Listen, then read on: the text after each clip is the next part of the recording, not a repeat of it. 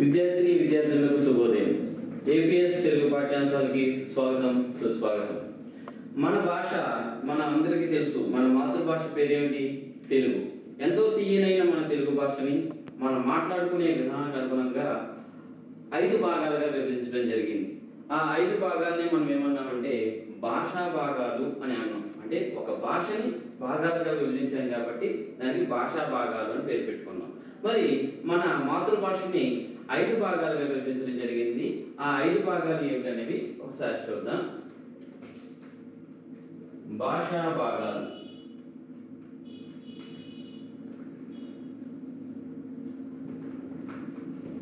ఈ భాషా భాగాలు 5. 1 నామవాచకం,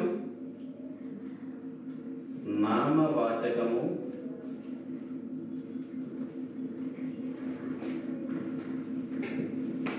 2 సర్వనామము, సర్వనామము,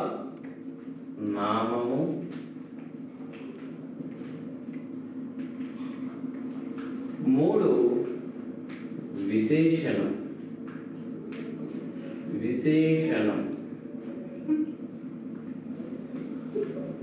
4 క్రియ, 5 అవ్యయం,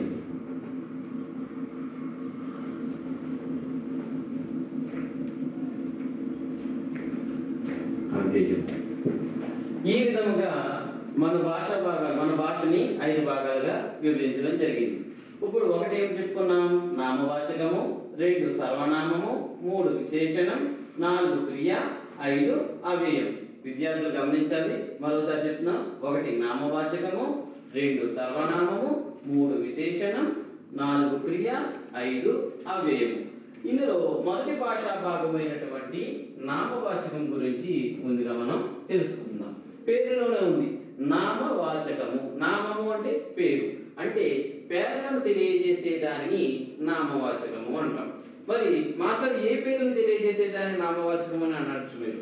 అంటే వ్యక్తుల పేర్లు కానివ్వండి, అంటే మనుషులు, జంతువులు, పక్షులు, ఒక ప్రదేశం యొక్క పేర్లను కానివ్వండి, ఇలా ఏదైనా ఒక వస్తువు కానీ, ప్రదేశం కానీ, జీవి కానీ యొక్క పేర్లను తెలియజేసే దానిని నామవాచకము అని అంటాం. ఒక ప్రత్యేకించి ఒక వ్యక్తిని గురించి కానీ, ఒక పక్షిని గురించి కానీ దాని యొక్క పేరుని తెలియజేస్తే, ఉదాహరణకి రాముడు లేదా రామచిలుక ఇట్లాంటి పేర్లు ఒక స్పెషల్గా తెలియజేస్తే దాన్ని సంజ్ఞానామవాచకము అని అంటాం.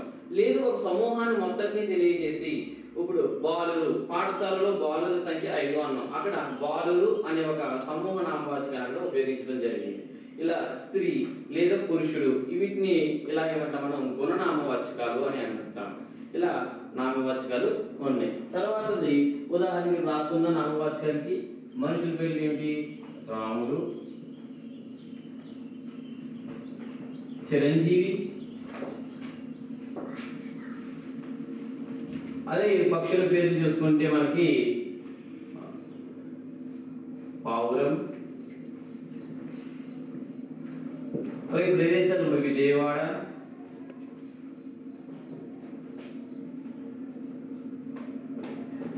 ఇలా వ్యక్తుల పేర్లు కానీ, పక్షుల పేర్లు కానీ, ప్రదేశాల పేర్లు కానీ, అలాగే ఇలా ఏదైనా ఒక పేర్లను గురించి తెలియజేసేదాన్ని మనం ఏమన్నాం? నామవాచకము అని అన్నాం. మరి రెండోది ఏం చెప్పుకున్నాం మనం? సర్వనామము అన్నాం. అంటే నామవాచకానికి బదులుగా ఉపయోగించేదాన్ని సర్వనామము అన్నాం. మనం ఏదైనా ఒక స్టోరీ రాస్తున్నాం అనుకోండి, ఆ స్టోరీ రాసినప్పుడు ప్రతిసారి ఒకే వ్యక్తి పేరు మరలా ఉపయోగించకుండా, అతను ఉదాహరణకు స్టోరీ ఉంది. ఇప్పుడు ఒక కథ నడుస్తూ ఉంది. ఇప్పుడు రాముడు అడవికి వెళ్ళాడు, రాముడు జింక కోసం వేటకి వెళ్ళాడు, సీత చెప్పింది, ఇట్లా కథ అంతా జరుగుతూ ఉంటుంది. ప్రతిసారి మనం రాముడు అనకుండా మొదట ఒకసారి మనం రాముడు అని, రెండోసారి మనం అతడు అని, తర్వాత ప్రతిసారి సీత అని పేరు రాకుండా ఆమె అని ఇలా ఉపయోగిస్తాం. ఇలా నామవాచకానికి బదులుగా వాడే వాటిని మనం ఏమంటాం? సర్వనామాలు అని అంటాం. అది అతడు. ఆ సర్వనామాలు ఏంటంటే ఇవి చాలా ఉన్నాయి. అతడు, ఆమె. అలాగే వస్తువులు కూడా మనం అంటుంటాం. అవి, ఇవి, ఇది, ఇలా మొదలైన వాటిని మనం ఏమంటామంటే సర్వనామాలు అని అంటాం వీటిని.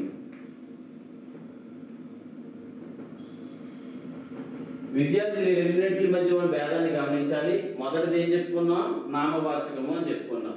రెండవది సర్వనామము అని చెప్పుకున్నాం. నామవాచకం అంటే ఏం చెప్పుకున్నాం? పేర్లను తెలియజేసే దానిని నామవాచకము అని చెప్పుకున్నాం. రెండు ఏమన్నాం? సర్వనామం అంటే నామవాచకానికి బదులుగా వాడేదాన్ని సర్వనామం అని అంటున్నాం. ఇక్కడికి రెండు అయింది భాషా భాగాల్లో. ఒకటి నామవాచకం అయింది, రెండవ భాగమైన సర్వనామం అయింది. మూడవది ఏంటి? విశేషణము. విశేషణం అంటే నామవాచకం యొక్క ధర్మాన్ని తెలియజేసేది, లేదా ఒక రంగుని, రుచిని, దాని యొక్క స్వభావం ఎలా ఉంది, ఇటువంటి తెలియజేసేదాన్ని విశేషణము అని అంటాం. ఇప్పుడు నల్లని బల్ల అని అన్నాం అంటే ఆ బల్లనే ఒక రంగుని తెలియజేస్తున్నాం, నల్లని బల్ల. ఇక్కడ తెల్లని బోర్డు అని అన్నాం. ఇక్కడ తెల్లని బోర్డు. ఈ బోర్డు ఎలా ఉంది? తెల్లగా ఉంది. ఈ బోర్డు యొక్క విశేషణాన్ని తెలియజేస్తున్నాం. అలాగే పుల్లని గోంగూర అని అన్నాం. గోంగూర ఎలా ఉంది? అక్కడ పుల్లగా ఉంది అని తెలియజేస్తున్నాం. తీయని మామిడి పండు. మామిడి పండు అనేది ఎలా ఉంది అన్నాడు? తీయగా ఉంది అని చెప్తున్నాడు. అలాగే ఆకుపచ్చ కుర్చీ అన్నాడు. ఆకుపచ్చ కుర్చీ అంటే కుర్చీ ఏ రంగులో ఉంది? ఆకుపచ్చ రంగులో ఉంది అని తెలియజేస్తుంది. ఇలా ఒక వస్తువు కానీ ఒక దాని యొక్క రంగుని, రుచిని, పరిమాణాన్ని తెలియజేసేది దాన్ని ఏమంటాం మనం? విశేషణం అని అంటాము. అతడు లావుగా ఉన్నాడు, పెద్ద బండ, చిన్ని రాయి, ఇట్లాంటివన్నీ కూడా విశేషణానికి చెందుతాయి. అందులోకి ఏమొస్తాయి అంటే విశేషణంలోకి వచ్చేటప్పటికి రంగు వస్తుంది, రంగు, రుచి, ఆకారము, వీటిని ఆకారము వీటిని ఇలా తెలియజేసే వాటిని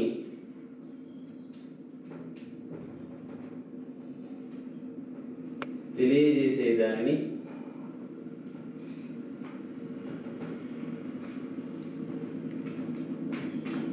విశేషణం అంటాం.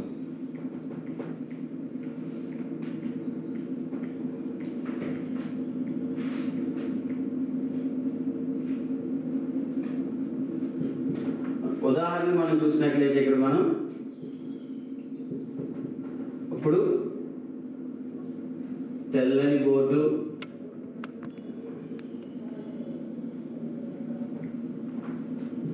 లేదా తీయని పండు, తీయని మామిడి,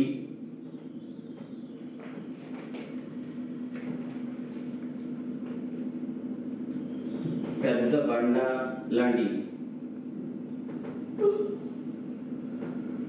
ఇలా మొదలైనవి మనం రాసుకోవచ్చు ఈ విశేషణం ద్వారా. మొదటిది నామవాచకంలో పేరును తెలియజేసి చెప్పుకున్నాం. రెండు పేర్లకు బదులుగా వాడేదాన్ని సర్వనామం అన్నాం. మూడోది విశేషణం అంటే ఈ నామవాచకాల యొక్క రంగుని కానీ, రుచిని కానీ, ఆకారాన్ని తెలియజేసేదాన్ని మనం విశేషణం అన్నాం. ఉదాహరణకి తెల్లని బోర్డు, తీయని మామిడి, పెద్ద బండ, ఇంకేలా మొదలైనవి. విద్యార్థులు మీరు ఎన్నైనా రాయొచ్చివి మీ ఇంటికాడ ఉండే వస్తువులు చూసి మీరు తయారు చేయొచ్చు. మీరు సొంతంగా ఈ పదాన్ని ఉపయోగించవచ్చు. మన నిత్య జీవితంలో కూడా అనేక సార్లు మనం ఉపయోగిస్తాం. తెల్లని చొక్కా వేసుకున్నాడు అని అంటాం. ఇట్లా మన ఇంటికాడ అనేక వస్తువులు మనం పోల్చి చెప్పొచ్చు. అది విశేషణంలోకి వస్తుంటుంది. తర్వాత నాలుగవ భాషా భాగం ఏమిటి? క్రియ. నాలుగవ భాషా భాగం క్రియ. ఈ నాలుగవ భాషా భాగమైనటువంటి క్రియల గురించి చూసుకుందాం. క్రియ అంటే చేసే పని. చేసే పని, మనం చేసే పనిని తెలియజేసే దాన్ని ఏమంటాం? మనం క్రియ అని అంటాం. అయితే ఈ చేసే పని మనం క్రియ అన్నాం అంటే చేస్తున్న పనిని తెలియజేసేదాన్ని క్రియ. ఇప్పుడు రాజు స్కూల్కి వెళ్ళాడు, పాఠశాలకి వెళ్ళాడు. రాజు పాఠశాలకి వెళ్ళాడు అంటే చేస్తున్న పని.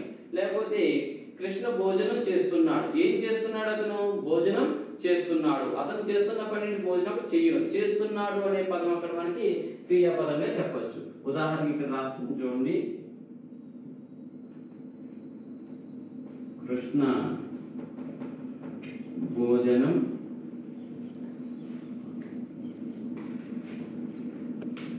చేస్తున్నాడు. ఇక్కడ చేస్తున్నాడు అనేది ఇక్కడ మనకి క్రియాపదం. ఇలా చేస్తున్న పనిని తెలియజేసే దాన్ని ఏమంటాం? క్రియ అంటాం. అయితే ఈ క్రియను మళ్ళీ మనం రెండు భాగాలుగా మనం విభజించవచ్చు. అవి సమాపక క్రియ, అసమాపక క్రియ. అంటే ఒక వాక్యం పూర్తిగా కనుక తెలియజేస్తే, ఒక పూర్తి అర్థాన్ని తెలియజేస్తే దాన్ని సమాపక క్రియ అని అంటాం. అసమాపకంగా అంటే ఇన్కంప్లీటెడ్ గా ఉంటే ఆ సెంటెన్స్ మనం ఏమంటాం, అసమాపక క్రియ అని మనం అని అంటాం. ఇప్పుడు ఫర్ ఎగ్జాంపుల్ గౌరీ గ్రంథాలయానికి వెళ్ళి అని ఆపాం. గౌరీ గ్రంథాలయానికి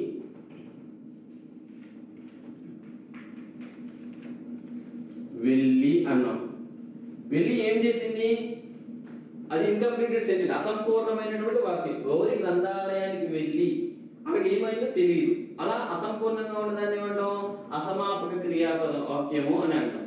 అదే కానీ గౌరీ గ్రంథాలయానికి వెళ్ళి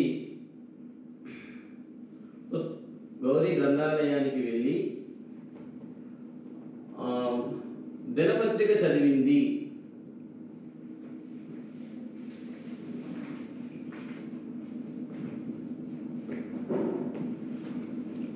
ఇక్కడ వాక్యం అనేది పూర్తయింది. ఇలాగా చేసే క్రియని మనం ఈ క్రియని రెండు సెంటెన్స్ కింద మనం చెప్పుకున్నాం. ఒకటేమో సమాపక క్రియ అని, రెండేమో అసమాపక క్రియ అని ఇక్కడ చెప్పడం అనేది జరిగింది. ఇక ఐదవ భాషా భాగం మనకి అవ్యయము. ఐదవ భాషా భాగం ఏంటి, అవ్యయము.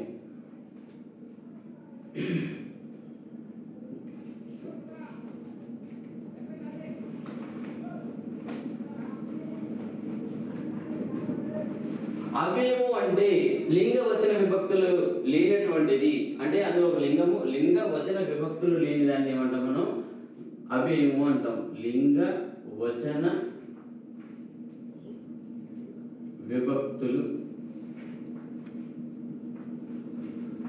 శూన్యమైనది అని కూడా అనొచ్చు.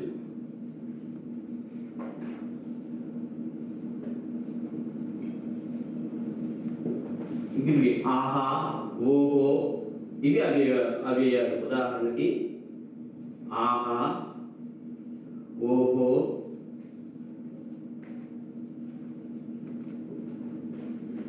ఇలా ఆహా, ఓహో ఇలా మొదలైన వాటిని మనం ఏమంటాం, అవ్యయాలు అని అంటాం. వీటికి మనం ఇందులో ఎటువంటి ఇది స్త్రీలింగము అని కాదు, పురుషలింగము అని కాదు. అలాగే ఆహా అనేది స్త్రీ కాదు, పురుషుడు కాదు. అలాగే ఆహాకి ఆహాలు అనేటటువంటి ఏకవచన బహువచనాలు ఏవి ఉండవు.